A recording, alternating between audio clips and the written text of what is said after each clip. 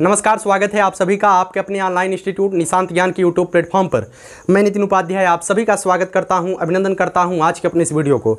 इस वीडियो को शुरू करने से पहले, हर वीडियो को शुरू करने से पहले मैं आपको भावी शिक्षक बनने की शुभकामना जरूर देता हूं। और आप सभी के बीच यही वक्तव्य, यही बात जो है एक मोटिवेशन पैदा करता है, तत्परता लाता है। कल आपने थार्नडाइक का सिद्धांत देखा, काफ़ी लोगों का अच्छा रिस्पॉन्स रहा, कहा कि सर हम तत्पर हैं। अभ्यास, प्रभाव और तत्परता के नियम को आपने अच्छे से पहचाना थार्नडाइक के नियम में। और आज हम जो है आपके विशेष मांग पर, मैं तो लगातार कुछ न कुछ पढ़ाई से रिलेटेड कंटेंट देने वाला था, लेकिन आपके विशेष मांग पर अपडेट वीडियो जो है उसे मैं देने का प्रयास कर रहा हूँ। काफ़ी लोग हमसे लगातार हर वीडियो में कमेंट कर रहे थे, भैया हमारा एडमिशन नहीं हो पाया है, आगे की क्या प्रक्रिया रहेगी, हमने बीएड में भी फॉर्म नहीं डाला था, या डीएलएड नहीं कर पाएंगे तो हमारा वर्ष बर्बाद हो जाएगा।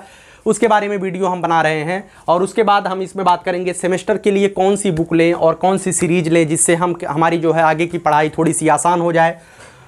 उसके बाद एक चीज़ सबसे बड़ा जो मैटर रहा कि स्कॉलरशिप, जिन्होंने फॉर्म डाला है उन्होंने लगातार यह पूछा कि भैया स्कॉलरशिप पर एक वीडियो दे दीजिए। तो मैं उन्हें बताया कोई स्पेशल वीडियो यार स्कॉलरशिप पर हम बनाएं अच्छा नहीं लगता है, एक ही वीडियो में सारी चीज़ें समेट दूंगा। हमारा उद्देश्य नहीं है कि हम लगातार एक बार स्कॉलरशिप पर वीडियो दे, एक बार इस पर वीडियो दे, कोई ज़रूरत नहीं। एक वीडियो में आप ज़्यादा से ज़्यादा चीज़ें जान जाएँ और अपडेट हो जाएँ, बस वही है। ठीक है, चलिए सबसे पहली बात, सेकेंड राउंड की काउंसलिंग कब से होगी। मित्रों आप सभी लोग जानते हैं 11 अक्टूबर से, आप सभी लोग इस बात से अवगत होंगे कि 11 अक्टूबर से औपचारिक रूप से क्लासेज स्टार्ट कर दी जाएंगी डीएलएड की। ठीक है, जो भी अभी तक दिशा निर्देश ऑफिशियली आपको प्राप्त हुए हैं वही प्राप्त हुए कि 11 अक्टूबर से आपकी जो है क्लासेज स्टार्ट कर दी जाएंगी। तो हम आपको यही बताएंगे जो सेकंड राउंड की काउंसलिंग है। लोग बता रहे हैं कि अपडेट होगा, कैसे होगा, क्या होगा।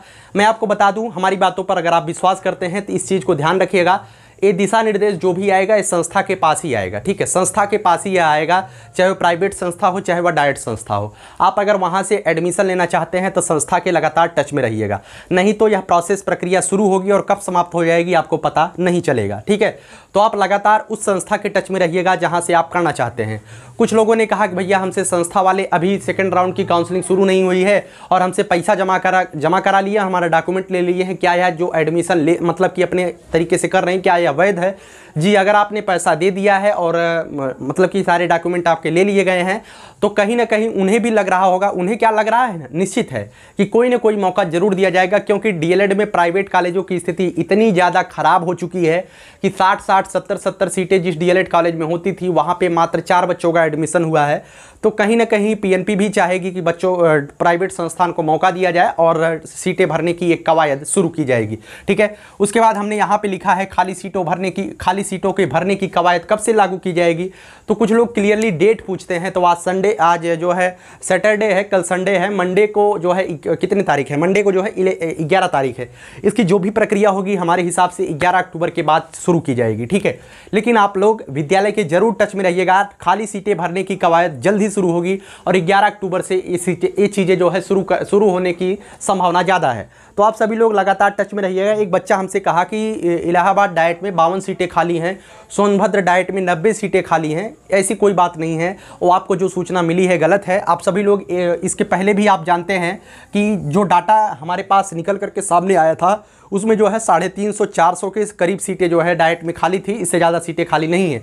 अगर आपको कोई डाइट का प्राचार्य या डाइट का कोई भी व्यक्ति आपको कहता है कि हमारे यहाँ 70 सीटें खाली हैं, मैं आपका एडमिशन इसी डाइट में करवा दूंगा, तो आप कहीं ना कहीं धोखे में रहेंगे। कहीं किसी डाइट में 70-80 सीटें नहीं खाली हैं, कभी किसी डाइट में 7 सीट, 8 सीट, 10 सीट इतनी ही खाली हो सकती है। ठीक है, क्योंकि उत्तर प्रदेश में 67 डाइट कॉलेज हैं और 67 में मात्र 350 से थोड़ा सा ज़्यादा होगा, इतनी ही सीटें खाली हैं। ठीक है, तो ऐसा नहीं है कि 5000 सीटें डाइट में खाली है। डाइट तो सबसे पहला बच्चों का मतलब कि प्रेफरेंस होता है कि पहले उन्हें डाइट मिले। ठीक है, इस चीज़ को ध्यान रखिएगा कि आप जो है किसी के ऊपर आश्रित ना होइएगा, लगातार टच में रहिएगा। और हम तो आपको नोटिफिकेशन जब आएगा, मुझे जब भी मालूम होगा तो मैं आपको बताऊंगा ही, लेकिन आप सही मायने में अपने आप को तभी सिक्योर महसूस करेंगे जब आप किसी विद्यालय के टच में रहेंगे, चाहे वो प्राइवेट संस्था हो चाहे वो डाइट संस्था हो। ठीक है, एक मौका आपको देना चाहिए और मिलेगा भी, लेकिन यह सारी चीज़ें पीएनपी के हाथ में, भैया ये पीएनपी के हाथ में है।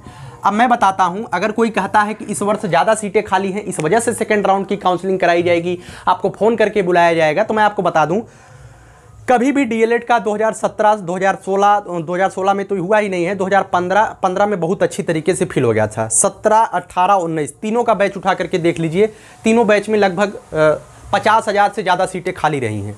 तो क्या 50,000 से ज़्यादा सीटें केवल डाइट में खाली रही थी? नहीं, प्राइवेट कॉलेज में खाली रही थी 50,000 से ज़्यादा सीटें। तो वहाँ पे क्यों नहीं दोबारा से मौका दिया गया कि फिर से एक बार मौका दे दिया जाए, बच्चे एडमिशन करा ले? मौका देना या ना देना ये पीएनपी के हाथ में होता है, ठीक है। पीएनपी अगर चाहेगी कि हम घाटा सह करके भी एक अगर कोर्स शुरू किए हैं 30 वर्ष चला करके अगली बार बंद कर देंगे, ठीक है। अब कुछ लोगों ने कहा भैया आपकी बार एडमिशन कम हुआ था, अगली बार कोर्स बंद हो जाएगा। बंद हो जाएगा तो बंद हो जाएगा, उससे आपका क्या हानि होगा? आपकी कोर्स चल रही है, आप 2 साल चलेंगे, आपकी यह हो सकता है आपका यह अंतिम बैच हो डीएलएड के लिए।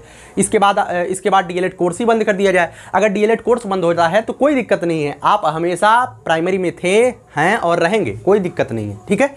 तो पीएनपी के हाथ में है क्या करेगी क्या नहीं करेगी, इस बात को लेकर के बहुत सारी चीज़ें मार्केट में चल रही हैं कि पीएनपी ऐसा करेगी वैसा करेगी। जो भी होगा आपके सामने आएगा। और ये पीएनपी जो दिशा निर्देश जारी करेगी ये अब ऑफिशियल साइट पे जल्दी नहीं आएगा। ये जो भी दिशा निर्देश आएगा डायरेक्ट आपके प्राइवेट कॉलेज या संस्था में प्रेषित की जाएंगी कि आप इस तरीके से अब आगे की प्रक्रिया कर लीजिए, ठीक है। ये होता है, पहले भी होता था, ठीक है। इस चीज़ को आप ध्यान रखिएगा, यही सत्य है और यही होना भी है। जो भी होगा पीएनपी के माध्यम से संस्था को बताया जाएगा। आगे बात करते हैं। हमसे मत पूछिए कि आप पूछेंगे कि सर आप बताइए कब तक होगा। हम नहीं कुछ जानते हैं, ना ही कोई दूसरा कुछ जानता है कि पीएनपी कब एडमिशन करवाएगी। उसके मन में होगा तो आगे की प्रक्रिया शुरू कराई जाएगी और ये पता चलेगा आपको कॉलेज से, क्योंकि सारी चीज़ें ज़्यादा से ज़्यादा चीज़ें आप ऑफलाइन ही संपादित की जाएंगी, ठीक है। ऑनलाइन नहीं आएंगी, उम्मीद कम है ऑनलाइन आने की। लेकिन दोबारा से हो सकता है कि जिस तरीके से 3 बार, अब की बार तो असंभवता देखने को मिली, 3 बार जब ऑनलाइन आवेदन की तिथि बढ़ाई जा सकती है तो एक बार काउंसलिंग की तिथि जरूर बढ़ाई जा सकती है, ऐसा भी हो सकता है, ठीक है। तो हो सकता है, ऐसी बात नहीं है कि नहीं होगा, हो सकता है। लेकिन जो भी होगा अब ऑफलाइन ही होगा, ऑफलाइन ही होगा। इसका मतलब ये नहीं कि ऑफलाइन ही होगा, ऑनलाइन आ सकता है। क्यों आ सकता है? क्योंकि 3 बार यहाँ पे आवेदन तिथि बढ़ी है, तो इस बार आप मतलब कि ऑनलाइन भी आपकी सूचना मिल सकती है अगले राउंड की काउंसलिंग के लिए। आगे बात करते हैं स्कॉलरशिप फॉर्म कब से भरे जाएंगे। मैं बता दूं, जिनका जो है मतलब कि एडमिशन हो चुका हो स्कॉलरशिप फॉर्म डाल सकते हैं। स्कॉलरशिप फॉर्म चल रहा है, उससे कोई दिक्कत नहीं है, आप स्कॉलरशिप फॉर्म डाल सकते हैं। चाहे वो बीएड का कैंडिडेट हो, चाहे वो डीएलएड का कैंडिडेट हो, हर एक कैंडिडेट जो है स्कॉलरशिप का फॉर्म डाल सकता है, कोई दिक्कत नहीं है। आपके पास जो है आय प्रमाण पत्र होना चाहिए, आपकी पासबुक होनी चाहिए, आपका पैन कार्ड होना चाहिए, आपका आधार कार्ड होना चाहिए, ठीक है, आपका आय प्रमाण पत्र होना चाहिए। इस बात को ध्यान रखिएगा, ठीक है। इतनी चीज़ें होनी चाहिए। आपका रजिस्ट्रेशन नंबर जरूर होना चाहिए, जिससे आप जो है डीएलएड या बीएड में एडमिशन लिए और रजिस्ट्रेशन नंबर होना चाहिए। उसी के माध्यम से आगे की प्रक्रियाएं संपादित की जाती हैं। काफ़ी लोगों ने पूछा भैया हमारे जो है पिताजी माताजी सरकारी नौकरी कर रहे हैं, टीचर हैं, उनकी प्रमाण पत्र बनवाना है, आप प्रमाण पत्र लगभग कितने का बनवाएं तो चलेगा। तो मैंने उन्हें बताया, आपको भी मैं बताता हूं, जितना कम से कम आप बनवा सकते हैं बनवाने का प्रयास करिएगा, जितना कम से कम हो सकता है, ठीक है। अब हम ये नहीं कहेंगे कि आपके पिताजी का वेतन जो है वार्षिक रूप से 6 लाख रुपये है और आप 3 लाख का बनवा लीजिए। ये सार्वजनिक रूप से नहीं कही जा सकती है। आप जो भी बनवाइए सत्यता को दिखाइए, सत्यता को ग्रहण करिए, ठीक है, ईमानदारी से चलिए। लेकिन जितना कम से कम आप बनवा सकते हैं वो बनवा लीजिए, वो आपके ऊपर निर्भर करता है। ये हम सार्वजनिक नहीं कह सकते हैं कि आपको कम बनवाना ही चाहिए। अगर आप उस योग्य हैं तो आपको छात्रवृत्ति की कोई आवश्यकता भी नहीं होनी चाहिए, ठीक है। तो आय प्रमाण पत्र कितने का होना चाहिए, इस ये मायने रखता है आपके वर्तमान के कंडीशन पर। आपके माता पिता नौकरी कर रहे हैं, आपको ज़रूरत है तभी छात्रवृत्ति के लिए आवेदन करिए, नहीं ज़रूरत है तो मत करिए। अगर आपको चाहिए ही चाहिए छात्रवृत्ति तो जितना कम से कम आय प्रमाण पत्र बनवा सकते हैं बनवा लीजिए। और प्रमाण पत्र कब का होना चाहिए, तो मित्रों मैं शुरू से ही बताया हूँ 3 वर्ष से अधिक नहीं होना चाहिए प्रमाण पत्र। कितने से? 3 वर्ष से पुराना नहीं होना चाहिए प्रमाण पत्र, उससे ज़्यादा होगा तो समस्या होगी, ठीक है। उसके बाद सबसे बड़ी जो बात आई थी सेमेस्टर बुक। मैं चाहता तो इसे जो है 3 पार्टों में 3 वीडियो दे देता, लेकिन मेरा कोई उद्देश्य नहीं है 3 वीडियो देने का। कुछ लोग कहते हैं कि सर आप अब अपडेट नहीं देते हैं। जब अपडेट देने का समय था तब मैं अपडेट ही दिया। अब कुछ लोगों का एडमिशन हो चुका है, कुछ लोग एडमिशन की प्रक्रिया में है और इतने सारे वीडियो मैंने डीएलएड के अपडेट पर बना दिया है कि आप डीएलएड और बीएड का जर्रा जान चुके हैं। तो अब लगातार डीएलएड करने का कोई उद्देश्य नहीं है। अब केवल और केवल आपको जो है आगे की प्रक्रिया, पढ़ाई से रिलेटेड कंटेंट देने का प्रयास मेरा रहेगा, ठीक है। तो ये वीडियो मैं 3 बना सकता था, लेकिन एक ही वीडियो में समेटने का पूरा प्रयास कर रहा हूँ। आगे बात करते हैं सेमेस्टर बुक कौन सी लें। कुछ लोगों ने कहा भैया एक किताब आती है साहित्य प्रकाशन की, क्या है, साहित्य भवन प्रकाशन की, क्या हमें ये लेना चाहिए? एक किताब आती है ठाकुर पब्लिकेशन की, ठीक है, ठाकुर पब्लिकेशन की एक किताब आती है। तो दोनों में से कौन सी लें, ठीक है। अगर आपके मार्केट में दोनों किताबें अवेलेबल हैं, ठीक है, तो साहित्य भवन पब्लिकेशन और ठाकुर पब्लिकेशन दोनों किताबें आपके मार्केट में अवेलेबल हैं, तो आप खुद से एनालिसिस करिए आपको क्या लेना चाहिए। हमारी पसंद ठाकुर पब्लिकेशन है, आपकी पसंद साहित्य भवन हो सकती है। आप खुद से एनालिसिस करिएगा, जिसमें ज़्यादा कंटेंट हो, क्योंकि आप भी पढ़े लिखे हैं, डीएलएड करने जा रहे हैं, तो आपका एक पर्सनल मैटर हो सकता है। अगर मार्केट में है तो ले लीजिए, अगर मार्केट में दोनों किताबें नहीं है, कोई एक है तो एक में से कोई भी उठा लीजिए, कोई दिक्कत नहीं है, ठीक है। अब कुछ मित्र ने कहा हमारे पास सरकारी किताब है, क्या नहीं लेनी चाहिए? कोई दिक्कत नहीं यार, सरकारी किताब है आपके बीटीसी के लिए तो कोई वो भी चलेगा, ठीक है, वो भी चलता है और अच्छे से दौड़ता है, वही ज़्यादा सही होता है, ठीक है। ये भी किताबें सही होती हैं जो प्राइवेट किताबें आती हैं। और सीरीज के लिए कुछ लोगों ने कहा कि भैया सीरीज तो यार जब परीक्षा होता है तभी आता है, लेकिन अगर आपको बहुत ही ज़्यादा शौक लगा है सीरीज लेने के लिए तो सीरीज 2 ही सीरीज इसकी आती है, एक पवन नाम की सीरीज आती है, पवन ब्रांड की, एक राजन ब्रांड की सीरीज आती है। इन दोनों में से कोई भी सीरीज ले सकते हैं, इन दोनों में से कोई भी सीरीज।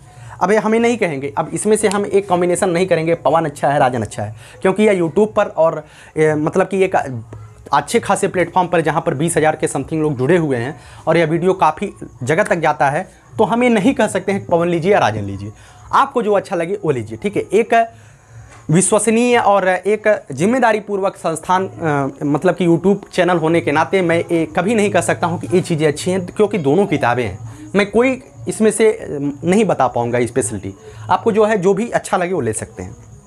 समझ में आया ना। उसके बाद करते हैं कि निशांत ज्ञान का प्रयास आपको आपकी मंजिल तक पहुँचाने का पूरा प्रयास करेगा। और आप लोगों ने जिस तरीके से पिछले कई दिनों से लगातार आप लोग सपोर्ट कर रहे हैं, वो हमारे लिए सौभाग्य ही है कि हम जो आपका सपोर्ट कर रहे हैं, मेहनत आपके लिए कर रहे हैं, वो फलीभूत होता दिखाई दे रहा है, ठीक है। और हम आपसे यही गुजारिश करेंगे कि आप जो है इस वीडियो को ज़्यादा से ज़्यादा शेयर ओवर तो करते ही रहते हैं, मुझे भी पता है, लेकिन जो पढ़ाई से रिलेटेड वीडियो जाता है ना, उसको ज़्यादा से ज़्यादा आप शेयर करिए, क्योंकि आपका उद्देश्य डीएलएड और बीएड करना नहीं होना चाहिए।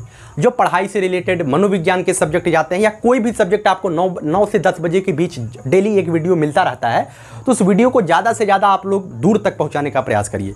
देखिए, अगर हम आपके लिए काम कर रहे हैं तो मेरा भी कुछ जो काम चल रहा है, ये काम कर रहे हैं, तो इससे ज़्यादा से ज़्यादा लोगों तक पहुँचेगा। सीधे मैं बता दूँ, व्यूज़ से ज़्यादा आएंगे, रेवेन्यू ज़्यादा जनरेट होगी, सीधी बात। अब इसमें कोई नाकुताही नहीं, कोई भी काम मैं कर रहा हूं तो उसका एक रीजन होता है, उसका एक इकोनॉमिकली रीजन होता है, ठीक है। वो रीजन तभी पूर्ण होगा जब आप ये वीडियो ज़्यादा से ज़्यादा लोगों तक पहुंचेगा।